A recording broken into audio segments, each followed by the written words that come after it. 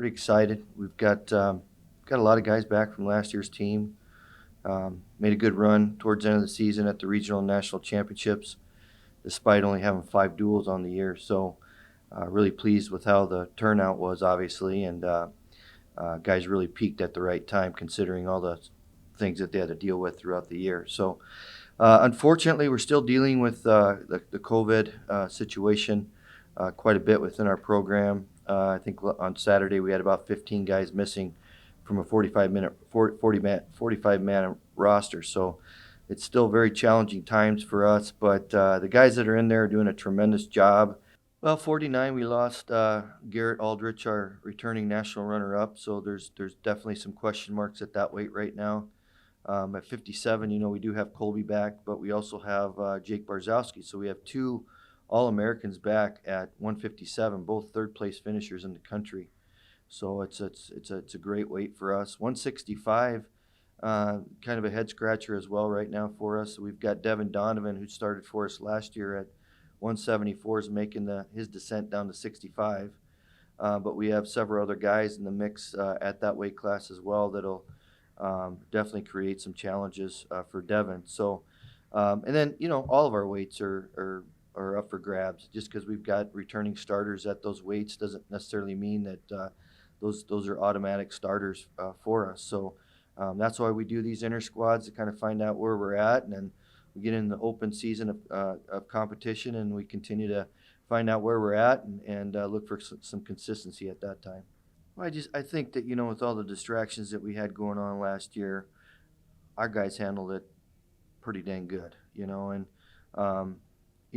while I might not have handled it very well, and maybe I was a good actor at practice and all that, it was really difficult on our coaching staff to get these guys where we felt like they needed to be.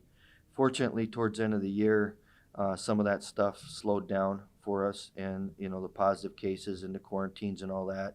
So we were able to train our guys the way that we felt was appropriate. And but I can't help but mention the kind of character that team had last year with all that they had been through, because it was really a stressful time for those guys, and they just handled it with class and professionalism, and continued to focus on the process, and because of that, our team, I think, became tighter together, and we were able to finish on top at the end of the year because of that. So yeah, last year was an interesting year. Like Coach said, we had a lot of distractions and a lot of things we had to get past as a team.